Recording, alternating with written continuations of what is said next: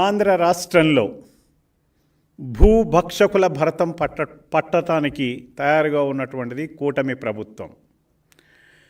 కూటమి ప్రభుత్వ రథసారథి ఆంధ్ర రాష్ట్ర ముఖ్యమంత్రి శ్రీ నారా చంద్రబాబు నాయుడు గారు ముందు చూపుకు నిదర్శనంగా గత జూలై నెలలోనే భూ ఆక్రమణ చట్టాన్ని తీసుకురావటానికి వారు తెలిపిన విషయాన్ని సందర్భంగా నేను తెలియజేస్తున్నా. ఎందుకంటే 1982లో ఉన్నటువంటి భూ చట్టం ఏదైతే ఉందో 1982 25 సంవత్సరాలుగా ఆ చట్టం అతీగతి లేకుండా దాన్ని పట్టించుకునే నాదుడు లేకుండా ఉన్న అవకాశాన్ని సద్వినియోగం చేసుకునే విధంగా జగన్మోహన్ రెడ్డి ప్రభుత్వం గత 5 సంవత్సరాలుగా రాష్ట్రంలో ఉన్నటువంటి అనేక మంది ప్రజల యొక్క భూములను కొల్లగొట్టి దారుణంగా తీసుకుని దారుణంగా రాత్రికి రాత్రి రికార్డులు మార్చి వాళ్ళ పేరున రిజిస్ట్రేషన్ చేసుకుని అనేక వందలాది ఎకరాలను భూ కబ్జా పేరుతో భూ కబ్జా చేసినటువంటి విషయాన్ని ఈ సందర్భంగా నేను గుర్తు చేస్తూ ఉన్నా. ఇటువంటి భూ కబ్జాకోరుల నుంచి కాపాడటానికి కూటమి ప్రభుత్వం 2024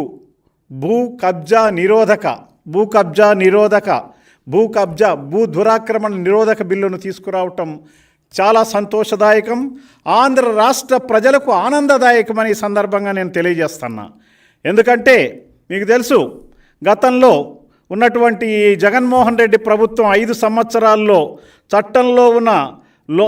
చట్టం అమలులో లేకపోవటం వల్ల తీసుకున్నటువంటి అనేక చర్యలతోటి మరి రాజకీయ నాయకులు, వైఎస్ఆర్ పార్టీ నాయకులు, మంత్రులు, ఎమ్మెల్యేలు ఒకరనేమిటి అందరూ కూడా పూర్తి స్థాయిలో కింద నుంచి ముఖ్యమంత్రి వరకు కూడా జగన్మోహన్ రెడ్డి హయాంలో పూర్తిగా ప్రజల భూములను భూ కబ్జా ద్వారా వాళ్ళు రాత్రి రికార్డులు మార్చి రిజిస్ట్రేషన్ చేసుకోవటాన్ని మనం తీవ్రంగా ఖండిస్తున్నాం.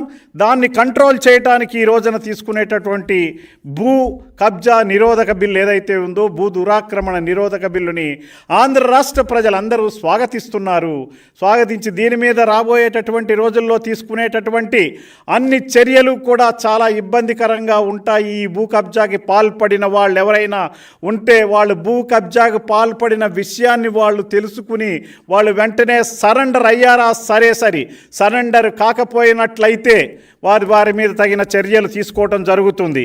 అంతేకాకుండా రెవెన్యూ శాఖలో కొందరు అధికారులు మాజీ సైనికులు స్వాతంత్ర సమరయోధులకు మరి ప్రభుత్వం ఈ కంపెనీలకు ఇచ్చినటువంటి భూములని రికార్డులను తారుమారు చేయటం ఎంత కరెక్టు? మరి దీనికి ముఖ్యంగా నాడు గతంలో వోక్స్ వ్యాగన్ ఊసెత్తితే ప్రపంచానికి గుర్తొచ్చేది ఆధునాతన పరిజ్ఞానంతో వచ్చిన కొత్త కారు. కానీ అక్కడ మనకు కనిపించేది బొత్స యొక్క రాజకీయ కుళ్ళు చరిత్ర, 11 కోట్ల భూ కుంభకోణం. ఇదేనా 11 కోట్ల? ఆనాడు 11 కోట్ల భూ కుంభకోణం, ఈనాడు 11 మంది ఎమ్మెల్యేల సహవాసం. ఇది చాలా అదో రకమైనటువంటి అవినాభావ సంబంధం కలిగినట్టు ఉన్నటువంటి విషయాన్ని ఆనాటి 11 కోట్ల భూ కుంభకోణం, ఈనాడు 11 మంది ఎమ్మెల్యేలు ఆ భూ కుంభకోణంలో భాగస్వాములు. ఇటువంటి దుశ్చర్య ఈ రోజున ఈ రకంగా కనపడతా ఉందంటే మనం ఏం చెయ్యాలి? ఉత్తరాంధ్ర తీసుకున్నట్లయితే 3 జిల్లాల్లో 2000 ఎకరాలకు పైగా బొత్స కుటుంబం 2000 ఎకరాలకు పైగా బొత్స కుటుంబం ఆధీనంలోకి వచ్చాయి. ఈ రకంగా ఎక్కడ చూసినా గుడ్ మార్నింగ్ అంటూ సత్యసాయి జిల్లాలో ధర్మవరం ఎమ్మెల్యే కేతిరెడ్డి వెంకట్రామరెడ్డికి అతనిదొక పిచ్చి. జనాల దగ్గరకు వచ్చి జనాలకు అన్నీ మంచి చేస్తున్నట్టు టీవీల్లో సోషల్ మీడియాలో ప్రగల్భాలు పలుకుతూ అదిరిస్తూ బెదిరిస్తూ భూ కబ్జాలు, చెరువుల కబ్జాలు రకరకాలుగా మరి ఆ యొక్క కేతిరెడ్డి వెంకట్రామరెడ్డి ధర్మవరం ఎమ్మెల్యే తీసుకున్నటువంటి చర్యలు చూసినట్లయితే భూ కబ్జాలు అగ్రభాగాన్ని నిలబడ్డాడు కేతిరెడ్డి వెంకట్రామరెడ్డి. ఇటువంటి వాళ్ళందరినీ భరతం పట్టడానికే మొన్న కూటమి ప్రభుత్వం చంద్రబాబు నాయుడు గారు ఆంధ్రప్రదేశ్ అసెంబ్లీలో ఏపీ భూ దురాక్రమణ నిరోధక బిల్లుని 2024 తీసుకురావటం, మరి దాని ద్వారా జరిగేటటువంటి పరిణామాలు, ఈ భూ కబ్జాదారులు ఎదుర్కొనేటువంటి పరిణామాలు ఎలా ఉంటాయో రాబోయే రోజుల్లో తెలుస్తుందని ఈ ఆంధ్ర రాష్ట్ర ప్రజల కోసం చంద్రబాబు నాయుడు గారు ఈ భూ దురాక్రమణలను సృష్టించడం కోసం భూ దురాక్రమణ బిల్లును తీసుకురావటం నిజంగా ఆహ్వానించదగిన విషయం. అప్పటి అనంతపురం జిల్లాలో మహిళా శిశు సంక్షేమ శాఖ మంత్రి గారు ఉషాశ్రీ చరణ్ గారు 30 కోట్ల విలువైనటువంటి 160 ఎకరాల భూములను 30 కోట్ల విలువైన 160 ఎకరాల భూములను కాజేసి భర్త పేరిట రిజిస్ట్రేషన్ చేసుకోవటం ఎక్కడండి? మీరు ఏ రకంగా జగన్మోహన్ రెడ్డి ప్రభుత్వం ఈ రకంగా ప్రజలను బాధించిందో మనకు కనపడుతుంది. రాబందులు లెక్కలేనంతమంది రాబందులు వాళ్ళందరినీ బయటికి లాగేందుకు, వారి భర్తం పట్టేందుకే కూటమి ప్రభుత్వం, తెలుగుదేశం పార్టీ ఆధ్వర్యంలో ఉన్నటువంటి కూటమి ప్రభుత్వం ల్యాండ్ గ్రాబింగ్ యాక్ట్ 1982ని రద్దు చేసి 2024 భూ ఆక్రమణ నిరోధక బిల్లును తీసుకురావటం మనమందరము ఆహ్వానించాల్సినటువంటి అవసరం ఉంది. ల్యాండ్ గ్రాబింగ్ చట్టం తీసుకొస్తాము, కొత్త చట్టం తీసుకొస్తామని రాష్ట్ర ప్రజానీకానికి భూములు పోగొట్టుకున్న, భూములు కబ్జా అయిన వాళ్ళందరికీ న్యాయం చేస్తామని చంద్రబాబు నాయుడు గారు జూలై నెలలో చెప్పిన విషయాన్ని మరొక్కసారి గుర్తు చేస్తూ ఉన్నాను నేను. ఈ రకంగా మరి ఈ కార్యక్రమాలన్నింటినీ కూడా జగన్మోహన్ రెడ్డి కను సన్నల్లో అధికారులు కుమ్మక్కయ్యి, రాజకీయ నాయకులు కుమ్మక్కయ్యి, ఎమ్మెల్యేలు కుమ్మక్కయ్యి, మంత్రులు కుమ్మక్కయ్యి రాష్ట్రంలో భూ కబ్జాలు యథాచ్ఛగా కొనసాగించినటువంటి విషయాన్ని మీ అందరికీ నేను తెలియజేస్తా ఉన్నా. గతంలో సివిల్ కోర్టులో ఎక్కడైనా కేసులు ఉన్నాయంటే కుటుంబంలో ఉండే ఆస్తి తగాదాలు కానీ, ఏదైనా ఈ కుటుంబ సభ్యుల మధ్య వచ్చే తగాదాలు కానీ ఉండేవి. కానీ ఈనాడు భూ తగాదాలన్నీ కూడా, కోర్టులో ఉన్న కేసులన్నీ కూడా భూ వివాదాల కేసులే. కబ్జాల రాజకీయ మన జగన్మోహన్ రెడ్డి కుటుంబం, జగన్మోహన్ రెడ్డి కుటుంబం అంటే వైఎస్ఆర్సీపీ కుటుంబం, వైఎస్ఆర్సీపీ పార్టీ నాయకులందరూ కబ్జా చేసిన భూములే ఈ రోజున సంబంధించిన కేసులే కోర్టుల్లో ఉన్నాయనేటువంటి విషయాన్ని తెలియజేస్తున్నా. పేద మధ్యతరగతి ప్రజలను చెమటోడ్చి శ్రమించి సంపాదించుకున్నటువంటి ఆస్తికి చట్టం రక్షణ కల్పించనుంది. అందుకే ఈ కొత్త 2024 భూ దురాక్రమణ నిరోధక బిల్లు, ఈ నిరోధక బిల్లు ద్వారా రాబోయేటటువంటి రోజుల్లో ఈ యొక్క రెవెన్యూ శాఖ చట్టంలో, రెవెన్యూ శాఖ కొత్త చట్టంలో ప్రభుత్వం ప్రైవేటు భూ కబ్జా చేస్తే 10 నుంచి 14 సంవత్సరాలు, 10 నుంచి 14 సంవత్సరాల వరకు జైలు శిక్షతో పాటు కేసు తీవ్రతను బట్టి అత్యధిక మొత్తంలో జరిమానాను కూడా విధించడం జరుగుతుంది. కబ్జా కోరలకు సహకరించి ఉద్దేశపూర్వకంగా తప్పులు చేసిన అధికారులపై, కబ్జా కోరులకు సహకరించి ఉద్దేశపూర్వకంగా తప్పు చేసిన అధికారులపై కొత్త చట్టం కఠిన శిక్షలు అమలు పరుస్తుంది.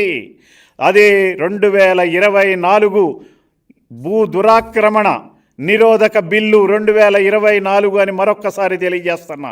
భూ కబ్జాలో అధికారి పాత్ర ఉందని నిరూపితం అయితే వారికి 1 ఏడాది నుంచి 7 ఏళ్ల వరకు జైలు శిక్షతో పాటు వారి ఆస్తులను కూడా స్వాధీనం చేసుకునే దిశగా కూటమి ప్రభుత్వం, నారా చంద్రబాబు నాయుడు గారి ప్రభుత్వం పనిచేస్తుందని ఈ సందర్భంగా నేను తెలియజేస్తా ఉన్నా.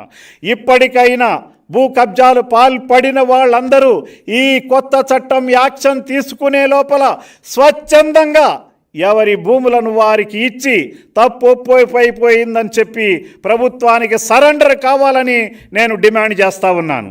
ఈ యొక్క కొత్త భూ దురాక్రమణ నిరోధక చట్టం ద్వారా పేద ప్రజలకు, ఆంధ్ర రాష్ట్రంలో ఉన్న పేద ప్రజానీకానికి చెమటోడ్చి కష్టపడి సంపాదించుకున్న తమ భూములను రక్షించడానికి చంద్రబాబు నాయుడు గారు నడుం కట్టుకున్నారు. వారందరికీ న్యాయం జరిగేలాగా కూటమి ప్రభుత్వం పనిచేస్తుంది, చంద్రబాబు నాయుడు గారు పనిచేస్తుంది అనేటువంటి విషయాన్ని మరొక్కసారి మీడియా ద్వారా సభాముఖంగా అందరికీ కూడా నేను తెలియజేస్తూ ఉన్నాను అనేటువంటి విషయాన్ని మీకు తెలియజేస్తున్నా. అంతేకాకుండా మరి ఈ రకంగా జగన్మోహన్ రెడ్డి ప్రభుత్వంలో భూములు పోగొట్టుకున్న వాళ్ళందరి భూములను వెనక్కి తిరిగి తీసుకురావటానికి పూర్తి స్థాయిలో కృషి చేయడం జరుగుతుంది. అంతేకాకుండా మొన్న జరిగినటువంటి 5 సంవత్సరాల్లో సెంటు భూములంటూ మొదలెట్టి లక్షలాది ఎకరాలను సెంటు భూములన్నీ మొదలెట్టి లక్షలాది ఎకరాలను వైసీపీ నాయకులు కబ్జా చేసుకుని వాళ్ళు ఇష్టగతిని వాళ్ళ పేరును రిజిస్ట్రేషన్ చేయించుకుని రాత్రి రికార్డులు మార్చినటువంటి విషయం కూడా ఉంది. పేద ప్రజలకు సెంటు భూమి అని చెప్పి దాన్ని కూడా వాళ్ళ హస్తగతం చేసుకున్న విషయాన్ని సందర్భంగా నేను గుర్తు చేస్తూ ఉన్నా. ఖాళీగా జాగా కనిపిస్తే కబ్జా చేయటమే దినచర్యగా మార్చుకున్నారు. ఖాళీగా కనిపిస్తేనే కాదు, ఎక్కడెక్కడ ఖాళీలు ఉన్నాయని వెతికి ప్రజల యొక్క భూములను కబ్జా చేసినటువంటి ఈ దగాకోరు జగన్మోహన్ రెడ్డి ఎమ్మెల్యేలని, జగన్మోహన్ రెడ్డి మంత్రులని తరిమి కొట్టేటటువంటి అవసరం ఉంది. ఇంకా 11 మంది ఎమ్మెల్యేలతో నేనున్నానంటూ పిచ్చిగా మాట్లాడుతూ ఏమి చెయ్యాలో చేతకాకుండా ఈ రాష్ట్రాన్ని ఇంకా మరి రాంగ్ రూట్లో తీసుకెళ్ళటానికి మాట్లాడుతున్నటువంటి జగన్మోహన్ రెడ్డిని రాష్ట్ర ప్రజానీకం ఒక కంట కనిపెట్టాలని, అతని యొక్క అబద్ధపు మాటలను ప్రతిరోజు అతను మాట్లాడేటటువంటి అబద్ధాలను నిజాలు చెయ్యాలనుకునేటటువంటి మాటలను తిప్పి కొట్టడం ప్రతి ఒక్క పౌరుడి కర్తవ్యం అని ఈ సందర్భంగా నేను తెలియజేస్తా ఉన్నా.